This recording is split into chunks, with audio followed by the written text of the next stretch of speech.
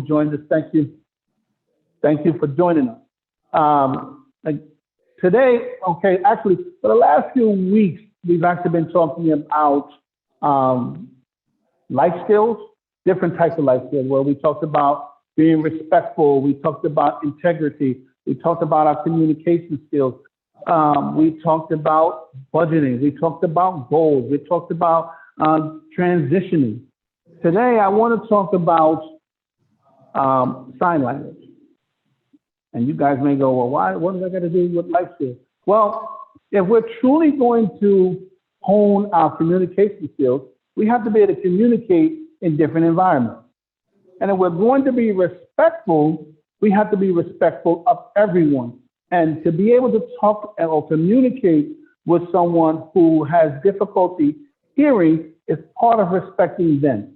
Expecting them to understand you as you and I normally speak is not respecting them. So if we can learn a few phrases that teaches us at least how to let them know that no, we're not proficient in sign language, but we are trying to be respectful of them, then it's a beautiful thing.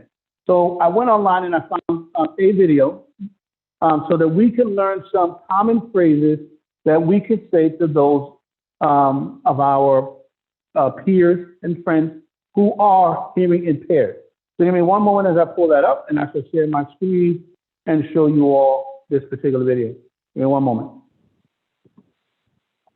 Hello, my name is Victoria and I teach American Sign Language at Take Lessons. Do you want to learn some of the best sign language phrases for beginners? After this lesson, you'll be able to make conversation more easily with the few greetings, icebreakers, and common questions to ask. So keep watching and don't forget to check out our free online ASL classes. So here are some common greetings that we can sign in ASL. So there's a few that we can go through. Number one is hello.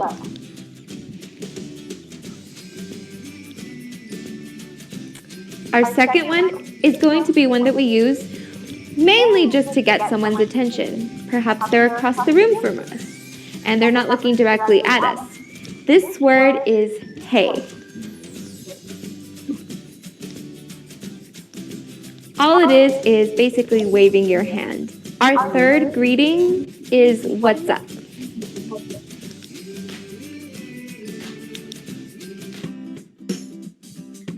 So let's talk about some introduction phrases that you can use when you meet someone who uses sign language.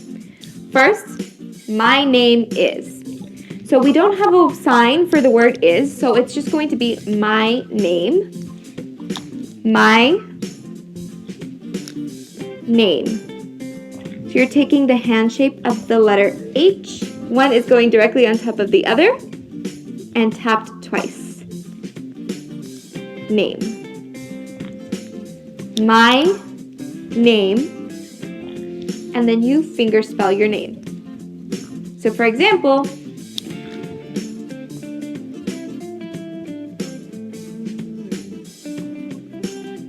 another introductory phrase that you can use is nice to meet you.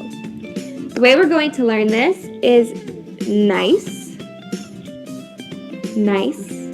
Your dominant hand is on the top, sliding across, nice. And then meet you is going to be one entire sign. So one finger, your dominant index finger, is going to go close to you, one directly in front of you. This is representing you and the individual you're talking to. You is going to move forward like you are meeting the person. So that's nice to meet you. Our third phrase is going to be I am learning sign. This is a great phrase to use in your introduction so that whoever you're speaking to is aware that you're not deaf yourself and that you are still learning. So they'll slow down and be patient with you and your signing. So this is I am learning sign. I, pointing to yourself. Learn It's like you're taking information from a book and putting it into your head. And then sign. I'm learning sign. So now we're going to talk about some questions you can ask when you're meeting someone. First, what's your name? It's important to know that since these are questions, our question words are going to go at the end of our sentence. So instead of what's your name, we're going to say your name what. So it'll look like this. Your, flat palm towards the person you're talking to, name, what. Remember that if you are asking a question, you want to lean forward, your eyebrows should come down since you are expecting an actual response. So now we're going to talk about where are you from, how to sign that. So you're going to point you from. So remember, the moving finger is always going to be from your dominant hand. This one is going to pull directly from your non-dominant index finger. So you from where? All this is your index finger moving from side to side. Where? You from where? Where are you from? Our next one is how are you? This is our exception to the rule that all question words go at the end of your sentence. Here, it's one fluid motion. That's why it can be an exception. How are you? How are you? So both fists together, your dominant hand moves out to you. How are you? So let's talk about how you can answer those questions. So we did talk about it earlier, but my name is my name, and then finger spelling your name. If the question is where are you from, all you're going to do is say me or I, pointing to yourself, from, and then finger spell the city or state you are going to answer with. I'm from, plus the finger spelling. If you are asked, how are you? A very common and easy way to respond is I'm fine. So here's how we would do it in ASL. All you're doing is you're making a 5. Your thumb is going to go in the center of your chest and tap twice. I'm fine. So here are 3 really good signs to know if you want to show good manners while you're signing. So number 1 is please. Please. Just the flat hand again on your chest in a circle. Please. Number 2 is thank you. So you're going to make a flat hand, but your fingers are going to stay connected. Goes on your chin, goes forward. Thank you. Thank you. And lastly, excuse me. All you're doing here is you're taking your non-dominant hand. Your dominant hand is going on top, kind of like an arch, and sliding forward. Excuse me.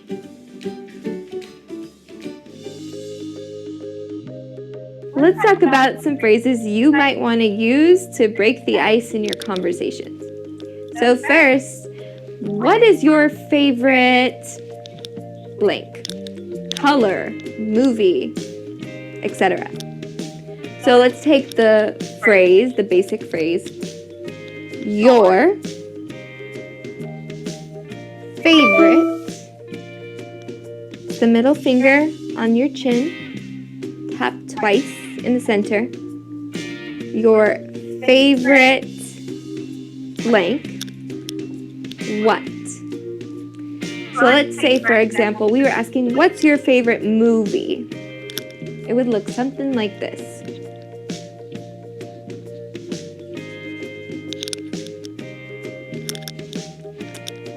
Another great phrase to ask is, what do you like to do?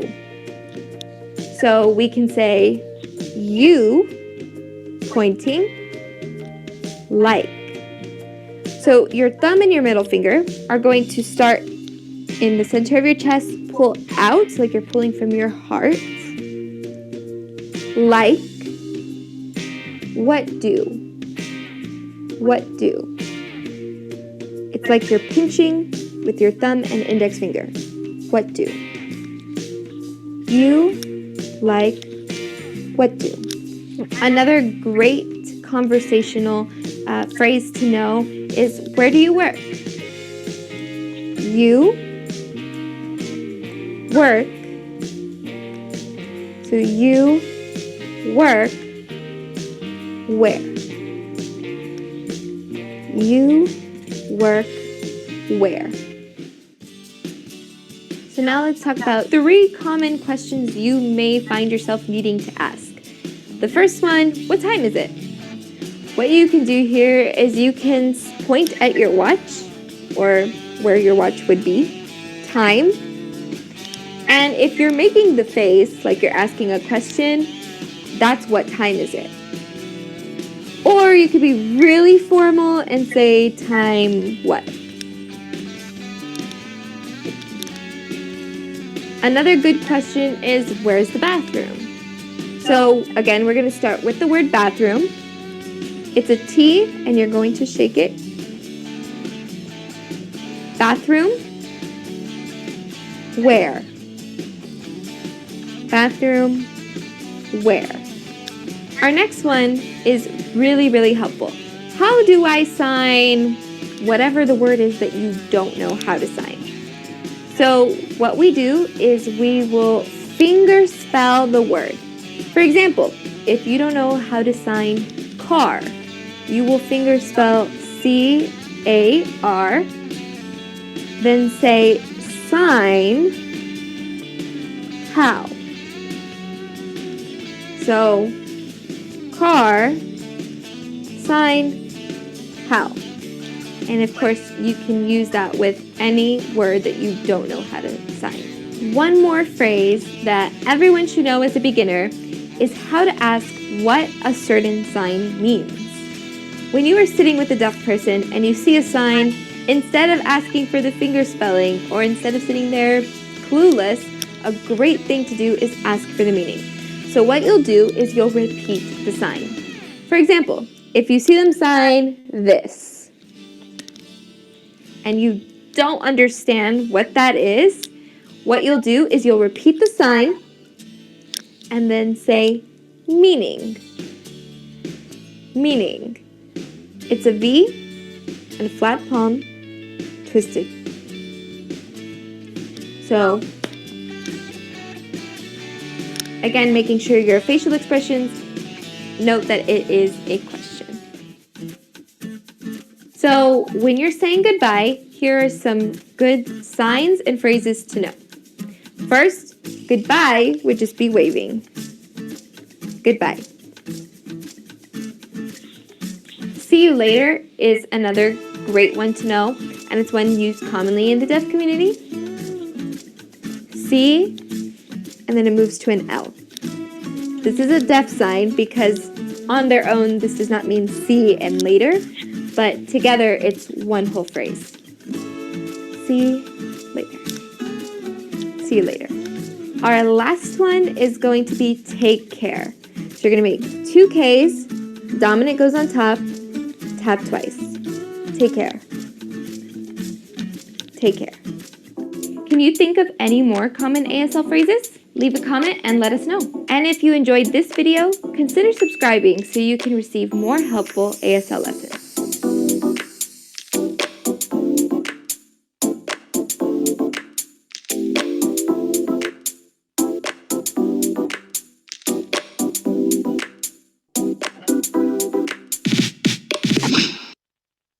Hello, My name is Victoria, and I teach.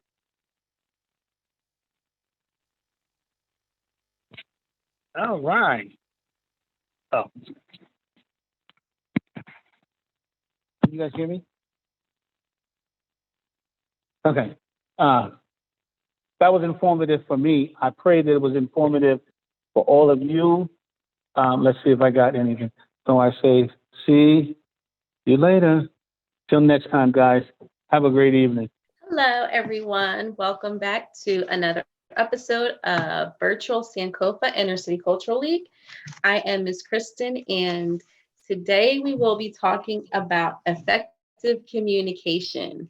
We touched on communication in the past, but this is something that I wanted to go over again with you guys, communication, and we're going to talk about it as far as Gilbert Bottvin thinks that communication is very important. Effective communication is very important. And a couple things that I took from this lesson that I was reading up on with Mr. Bottvin was that there are different types of communication. So depending on who you're talking to and who you're communicating with, your communication is going to be slightly different.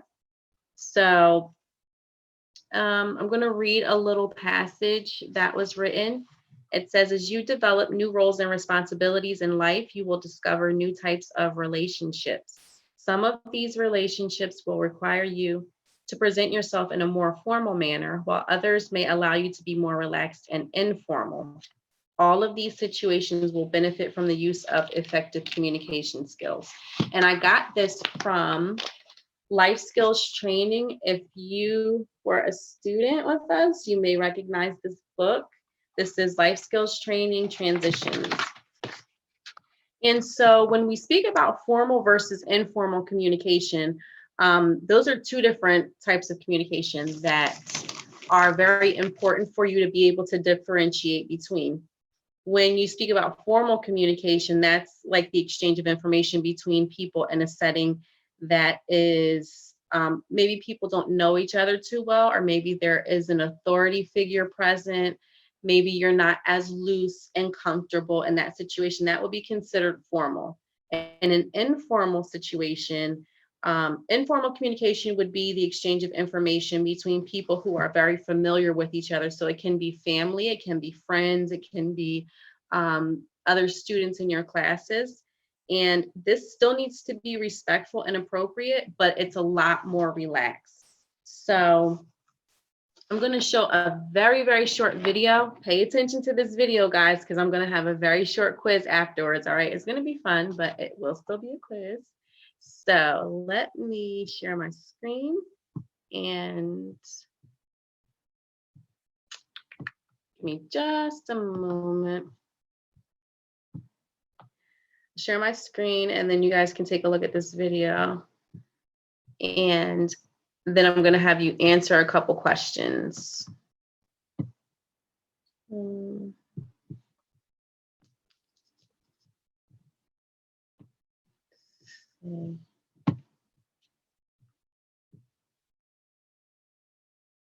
you guys see that? Yeah? Awesome. All right.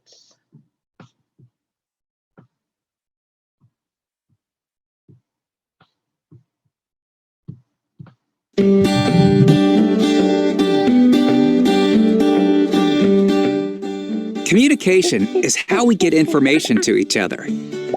We have many ways of communicating with all the different people in our lives. Depending on who you're communicating with, there are appropriate and, well, not so appropriate ways to communicate. Different forms of communication can make a big impact on your message. How you communicate influences the way people imagine you, especially if it's someone who doesn't know you. Knowing the right way to communicate can open a lot of doors, but it takes practice. Casual or informal communication styles are fine when dealing with family, friends, and other familiar people. Texting abbreviations, emojis, and being silly are great for giving your friends a laugh. But when delivering serious information, it's best to use complete sentences, good manners, and clarity. Use a well-written letter or email, and if possible, a face-to-face meeting.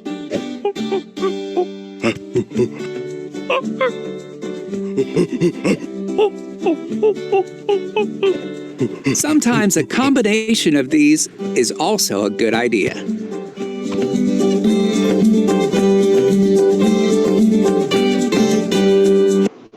All right, so that comes from Interventure Arrowhead Center. So I'm going to leave this on the screen for just a little bit in case you guys want to take a look at that website.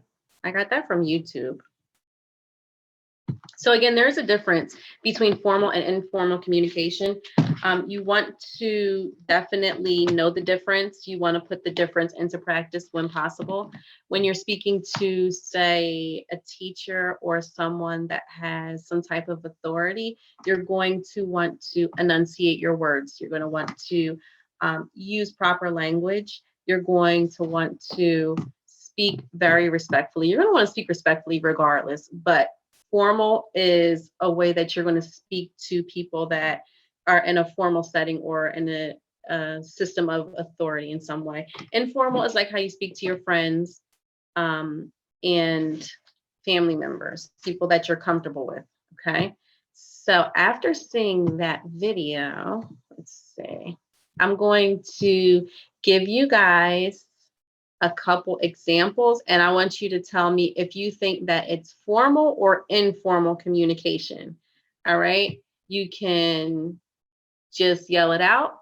You don't have to raise your hands, just yell it out, because this is a very informal setting, even though this is an educational platform, this is still informal. So you guys can just yell it out. You're gonna have to unmute yourselves and you're gonna have to speak up so I can hear you. I'm going to say something. You tell me if it's formal, that means if it's very proper and kind of restricted, or if it's informal, like if it's very comfortable. All right. So the first example is, yo, man, they've been arguing all day. Formal or informal?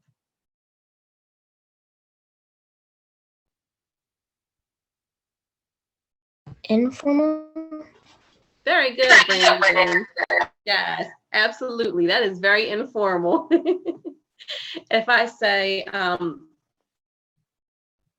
there was a discrepancy with their communication, is that formal or informal?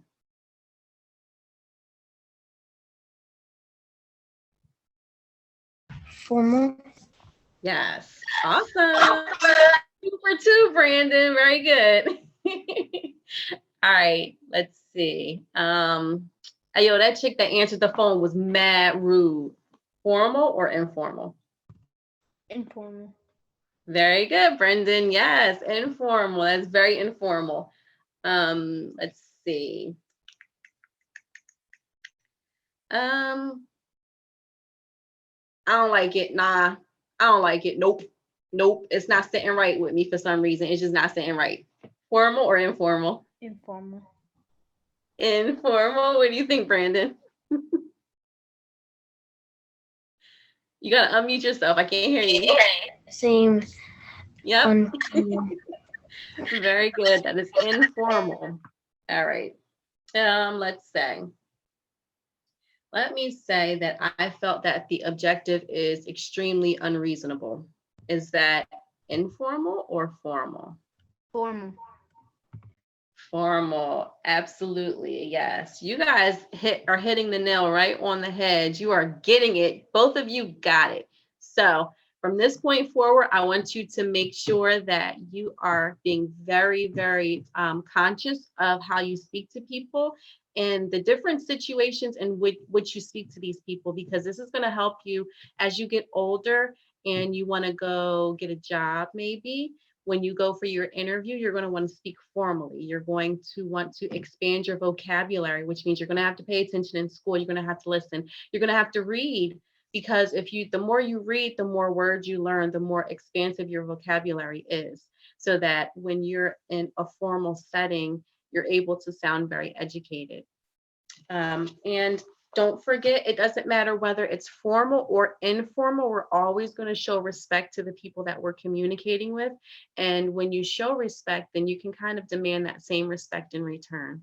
Okay, so that is our lesson for today. We're going to speak a little bit more about communication next time. We're going to talk about communication in a different way, but that I wanted you guys to kind of get a feel for what formal versus informal communication is. That's a good way to start it off. All right. So until next time, I thank you guys for joining me, and I will see you soon. Hey guys, welcome back. We are here again for another virtual episode of Inner City Cultural League After School Program. And I'm Miss Kristen, as you all know. I am going to be speaking on communication again today. The last lesson that I did was on informal versus formal communication. Today we are going to talk about verbal versus nonverbal communication. And it's coming from our trusty life skills training book. As you guys already know, if you've been to the center, and this is our spiffy book from Dr. Gilbert Botfin. So in this book, he says that there are two different types of communication when it comes to verbal and nonverbal. Of course, I've just stated verbal and nonverbal. I'm going to read a short passage. Bear with me. There are two types or channels of communication, verbal and nonverbal. Verbal communication refers to the specific words that we use, as well as the tone and the loudness of our voice. Nonverbal communication refers to body language, facial expressions, and gestures. Communication occurs using verbal, nonverbal, or both types of communication. Not sending clear messages when using verbal and nonverbal channels of communication, or sending verbal and nonverbal messages that don't match can create confusion or result in a misunderstanding. So that sounds like a lot of words. Basically, what they're saying is that verbal communication is the inflection of our tone. It's our voice. It's how we communicate, or how we express ourselves with our words and our voice. It can be our tone of voice. It can be the inflection of tone, which is the up and down of your tone, how you speak to someone, whether you're enthusiastic, whether you're super excited, or whether you're kind of down and you're like, I don't even feel like this right now. That is verbal communication. Nonverbal communication can be any type of body language, facial expressions. So if I say to you, oh my gosh, I was so horrified. It was the worst experience of my life. Is my verbal and my nonverbal matching, or is something kind of off? Are you going to feel like she's a little delirious? Maybe it was a horrible experience for her and she's still going through it mentally, and that's why she's so excitable right now. They're not matching. Or if I'm like, yeah, that sounds great. I would love to go. I'm so excited about it. You guys are gonna be like, she's not excited. She doesn't want to go. I'm never inviting her anywhere again. So your verbal and your nonverbal have to match. You want to be sure that what you're saying and what your body is saying, it kind of matches each other. And a lot of times our nonverbal communication, it shows a lot more than our verbal communication. So you can be saying things with your body. If you ask a question and you raise your eyebrows, that's like, ooh, I'm interested. I'm asking a question. I want to know an answer. I'm being inquisitive right now. As opposed to if you ask a question and you're looking away and you're not focusing on the person that you're asking the question to, they're going to feel like you're not really interested. So when you communicate, it's very important to display the verbal and the nonverbal on an equal level so that you're not creating any type of misunderstandings.